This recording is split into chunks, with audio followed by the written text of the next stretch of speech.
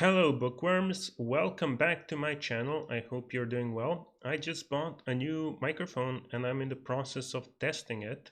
I recorded all my previous videos with my headset microphone, so the quality wasn't great. I hope this one will sound better. If it doesn't work well, I apologize. I'm still fiddling around with the settings, so I hope that will be better in the future. I know that the current topic of conversation for everyone else here on BookTube is Rhythm of War, and everyone is reading it, everyone is reviewing it, but I've only just started reading and I'm a little late due to this review. Let's talk about The Black Prism by Brent Weeks. This is my first Brent Weeks book that I've read. Actually, before this, I never even knew that he was a fantasy author. For some reason, I thought he wrote some political thrillers or some such. I don't know why. But anyway, this book seemed intriguing and I had an Audible credit to spend, so I got it on a whim and I wasn't disappointed. It was interesting. The magic in the opening chapter was a bit confusing, and because of this, it made my brain just identify it as something akin to technobabble in shows like Star Trek. So my thoughts just wandered off when I was listening to talk of magic. I'm not sure if this was the fault of the book or just a consequence of me listening to the audiobook, not reading the text. Anyway, this was not a problem for very long, perhaps only in the first few chapters, after which I did get enough information to follow the magic talk quite well. After the initial confusion, I found myself enjoying the magic system, and it was fun to learn about the strengths and limitations of what magic can do in this universe. Actually, let me give a short exploration of the magic system in this book. Magic in this world is based on color, and each drafter, as they call them, the magic users are called drafters. Each drafter has the ability to use one or more of the colors and light to create physical manifestation of the colors. They're called luxen. So red drafters are able to create red luxen, which is flammable and thus can make fire. Blue luxen is pretty strong, so it is often used to create walls, weapons, or other solid structures. Ultraviolet is invisible, so it can be used for spycraft, among other things, and etc. Those kinds of things. Most drafters can use only one color. Two colors are less common, and people that can use more than two are very rare. Drafters also need to be able to see the color they're drafting in order to work their magic, so many of them are dressed in their color or have tinted glasses, so they can do that. They can see the color through the glasses and be able to create magic using that color.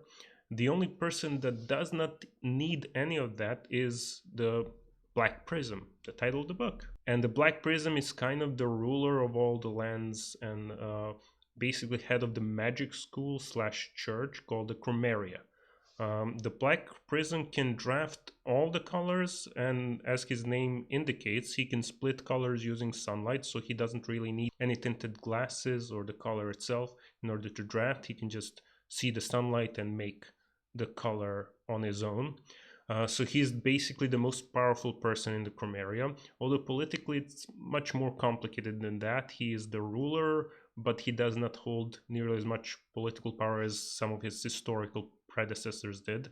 He is kind of ruler, but kind of not. Anyway, the book follows the story of a few main characters, the chief of which would be Gavin, who is the current prism. He is the ruler, and he is nearing the end of his reign, but he still has some goals he wants to accomplish before he is done.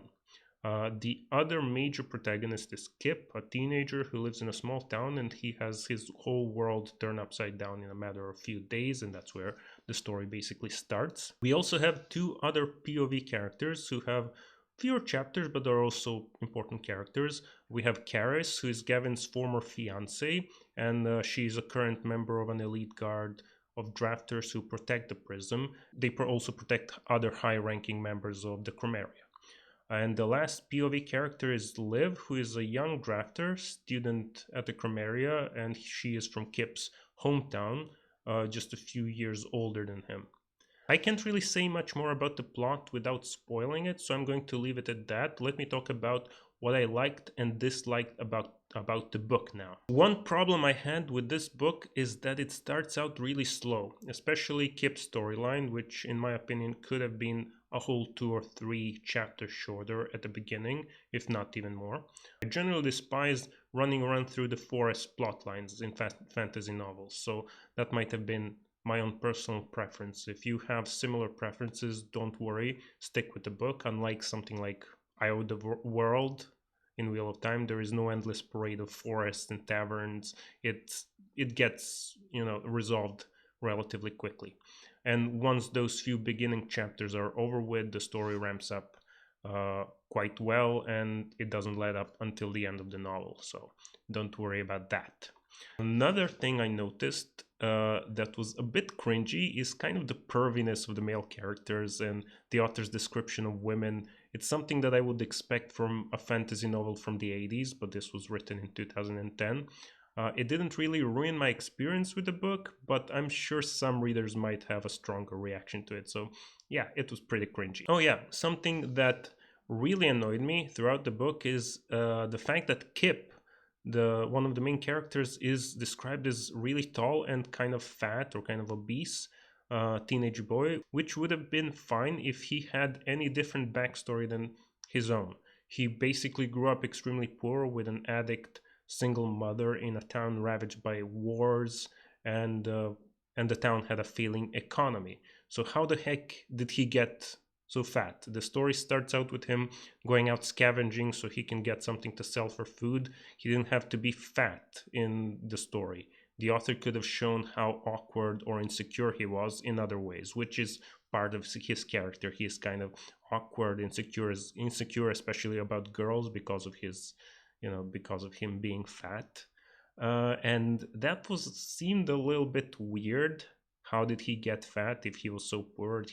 Yeah, I don't know. Other than those a few kind of nitpicky objections and a few others I can't really talk about without spoilers, I really enjoyed reading this book. Some of the drama between the characters seemed kind of cliche and predictable at first, but it turned out to be quite interesting as the story unfolded.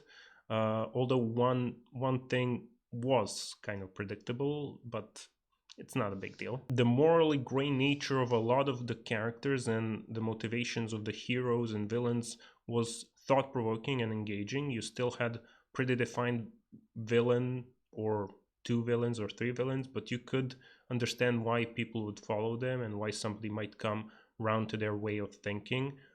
They do describe the reasons why some villains are doing some things or why some people are following the villains instead of the hero.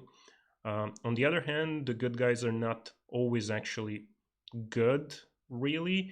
They might do some pretty questionable things in order to achieve their goals. It's not always heroism that makes the characters interesting. It is their willingness to admit mistakes and try their best to change or undo some of the harm that they've caused. We can see that in some of the characters here, and I hope this will develop even more in subsequent books in the series. The plot takes the reader to some unexpected but pretty interesting directions, a few expected and one downright dumb direction in my opinion, but overall it does go at a decent pace, and the second part of the book is where things really start happening and the ending is quite action-packed. If you like that kind of thing, you will definitely like the ending of this book. Another point, be warned that this book is pretty gruesome in places, with violence and gore, as well as some graphic descriptions of some bodily functions, which are not gratuitous really, and they are actually part of the plot, but gross nonetheless. If you don't like very graphic descriptions of violence, then you might want to consider skipping this book. It is not omnipresent, but it does occur more than just a few times. Those are some of my thoughts after reading this book. I don't think I can talk much more about it without spoiling huge chunks of the book, so I did cut out some of the things I was going to talk about. So overall, a pretty good read, pretty fun read. I'm going to continue the series and maybe even make more videos about it in the future. That will be it for this review, guys. Now I can go back to reading Rhythm of War as everybody else is doing. Thank you guys for watching. If you hated this video, hit that dislike button, and I'll talk to you bookworms in the next one. Bye!